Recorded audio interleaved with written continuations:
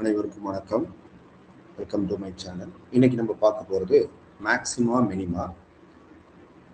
இதுவும் ஒரு application of derivative கால்குலஸில் ஒரு சின்ன பார்ட்டு.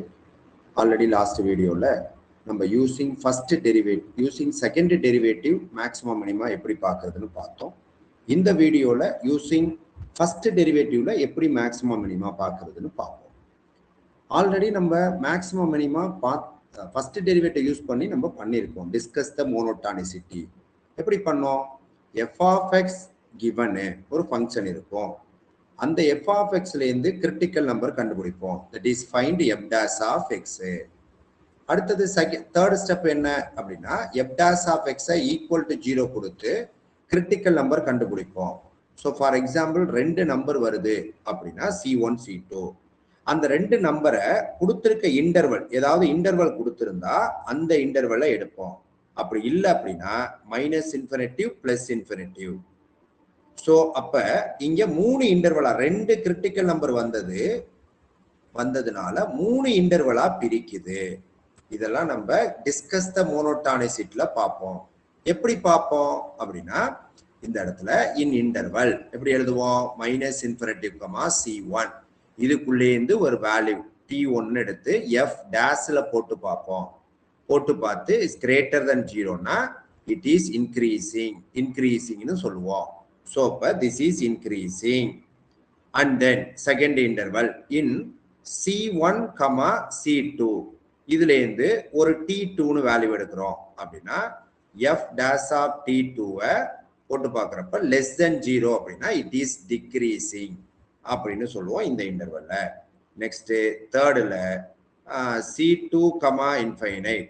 அப்போ இதுலேருந்து ஒரு T3 வேல்யூவை கொண்டு போய் F டேஷ்ல போட்டு பார்த்தோம்னா தட் இஸ் கிரேட்டர் தென் 0 மறுபடியும் வருதுன்னா இட் இஸ் இன்க்ரீசிங்.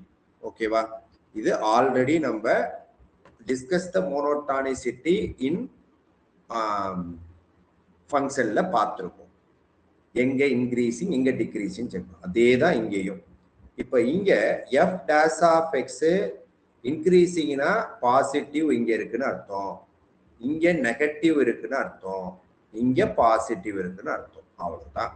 இப்போ எப்படி ஐடென்டிஃபை பண்றது maxima minima using first derivative அப்படின்னா, first at C1, next at C2. So there are 2 point. At C1ல positive to negative, f dash of positive to negative, f dash of x positive to negative, then it is attains positive to negative, then it is attains maximum. So now the similar last second derivative பத்தி எப்படி பார்த்தோமோ அதே மாதிரி தான். Maximum வேல்யூனா இப்ப எதை apply பண்ணி இது வருதோ அதை கொண்டு போய் எஃப் ஆஃப் C1ல போடணும். அதே கதை தான். அடுத்து C2ல என்ன நடக்குது அப்படின்னா, நெகட்டிவ்ல இருந்து பாசிட்டிவ் போகுது. நெகட்டிவ்ல இருந்து positive F dash of x is changed from negative to positive. அப்போ it is attain minimum. So now the minimum value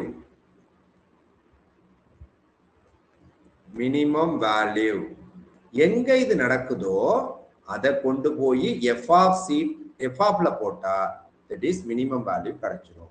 இது நம்மளுக்கு மறந்துடுது. அதாவது பாசிட்டிவ்ல இருந்து நெகட்டிவ் போனா மேக்சிமம், நெகட்டிவ்ல இருந்து பாசிட்டிவ் போனா மினிமம் கிடைக்குது. இது மறந்துடுதா? அப்போ இந்த கிராஃப் நம்மளுக்கு கை கொடுக்கும். இந்த கிராஃபை கொஞ்சம் பாருங்களேன். இப்போ மேக்சிமம் பாயிண்ட் இங்கே தான் இருக்கு, மினிமம் பாயிண்ட் இங்கே தான் இருக்கு. இதுல எந்த ஒரு பிரச்சனையும் உங்களுக்கு வராது. இப்போ இது மேல போயிட்டு இருக்கிறது திடீர்னு கீழே இறங்குது. அப்போ பாசிட்டிவ் இன்க்ரீசிங்கா போறது திடீர்னு டிக்ரீசிங்கா மாறினாதான் மேக்சிமம் கிடைக்குது. அடுத்தது டிக்ரீசிங்கா போறது திடீர்னு இன்க்ரீசிங்கா மாறினாதான் மினிமம் கிடைக்குது. அப்போ பாசிட்டிவ் டு நெகட்டிவ்னா மேக்சிமம், நெகட்டிவ் டு பாசிட்டிவ்னா மினிமம். அவ்வளவுதான். இந்த கிராஃப் உங்களுக்கு நல்லா அண்டர்ஸ்டாண்ட் பண்ணி இந்த இதை தப்பு இல்லாம போறதுக்கு உதவும். ஓகேவா? நன்றி, வணக்கம். சப்போர்ட் பண்ணுங்க, சப்ஸ்கிரைப் பண்ணுங்க, தேவையானவங்களுக்கு ஃபார்வர்ட் பண்ணுங்க.